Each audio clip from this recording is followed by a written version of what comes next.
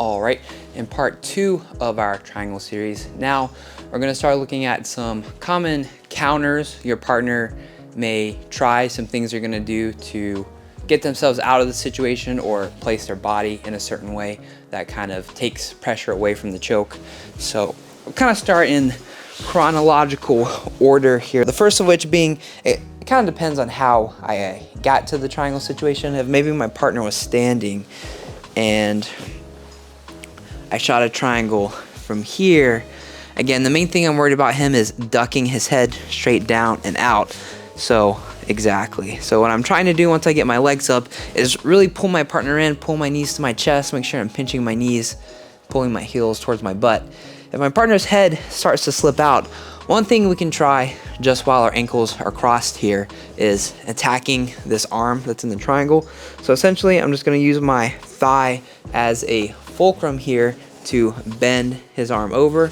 That's a way we can get a quick tap. Or sometimes, as we're setting up the triangle and we do the steps from before, sometimes here our partner starts to back their head out. And so sometimes maybe we get the triangle locked, but it's kind of locked over our partner's head. So it's not really wrapped around his neck anymore. And he's kind of stuck in the position, but we're not really choking him anymore when we squeeze with our legs. So when this happens, what I'm gonna look to do is make sure my partner's elbow is kind of right in front of my stomach. So if his arm's off to the side a little bit, I'm gonna bring his elbow center. So my stomach is kind of off to the side of his elbow here. Then I'm gonna grab my partner's hand and I'm gonna turn the back of his hand towards my chest and then lift my hips up to extend the arm. So next things that may happen, this can happen after I fully get the triangle situation, or this can happen beforehand. Sometimes my partner will try to wrap around like this. And so again, our goal with the triangle is to use our hamstring on one side of their neck and then their shoulder on the other side to cut off both arteries and choke our partner. And so when our partner hugs around our leg like this, essentially he's moving his shoulder further away from his neck. So when I lock up my triangle here and I squeeze, his shoulder's not really in his neck. There's still a lot of space here. So there's a few things we can do here. One is, this is called like the teepee choke, and sometimes it's a choke, sometimes it's more of just a pain compliance move where I just keep my ankles crossed, reach around my knees, and then squeeze super hard. If you have very strong legs, like I do, my legs are pretty strong and thick, you can take advantage of this choke to get the finish. Something that's a little more technical, doesn't require as much strength and energy that I like to do is I'm just gonna lock the triangle backwards. So I'm just gonna control my partner's head, grab my own shin, kind of hip escape. I'm using my hamstring to push off my partner's shoulder here so I can pull, just like before, I'm trying to pull my heel as close to me as I can, and now I'm gonna lock the triangle backwards. And so what this does is it kind of makes up for some of the space that we lost on this side and makes it even tighter over here. So now I can start to squeeze, and just like before, I can start pushing the side of my partner's head into their shoulder to get the finish that way. One thing that people may try but is not really a credible defense, that I'm not really gonna change too much. This only works if the person you're trying to triangle is way bigger and stronger than you, but some people just try to like hoist you up onto their lap, posture up super hard. This, against a reasonably strong and athletic person, they're still, like for the bottom person, they're still gonna be able to maintain this tight ankle control, and his head is not out of range of my arms, which are gonna be a lot stronger than his neck. So from here, I'm gonna start pulling my knees to my chest, crunching in, and all I have to do is start getting the tips of my fingers around the back of his head. Now I can start pulling his head down, breaking his posture. It doesn't matter how strong he is, as long as he's not too big that his girth alone is breaking open my ankles. As long as I can maintain this and I can pull the head down, now I can start to shoulder walk backwards, bring my partner back down, and then follow the rest of the setup that we looked at before. So not much changes when my partner does that. Another thing my partner may try is kind of grabbing my knee and trying to like pull me to the side. So they're kind of like cutting this corner here. And what this does is kind of sliding my legs around his neck. So it's creating a little bit more space in the position. But the first thing I have to do when this happens is just make sure that my partner's elbow is across the center line.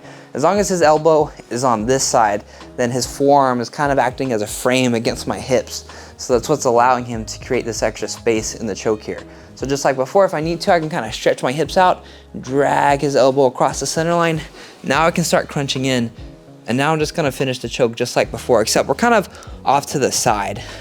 So I'm grabbing, locking this up nice and tight, climbing my calf along the shoulder, locking up the triangle, and now squeezing, and then pulling the head into the shoulder just as before.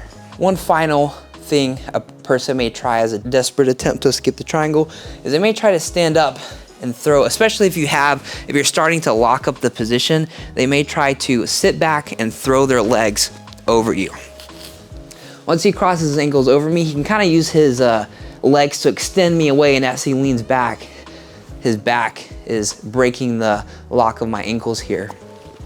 So when this happens, on the opposite side of the arm I have in the triangle, I'm actually gonna underhook that leg and keep it.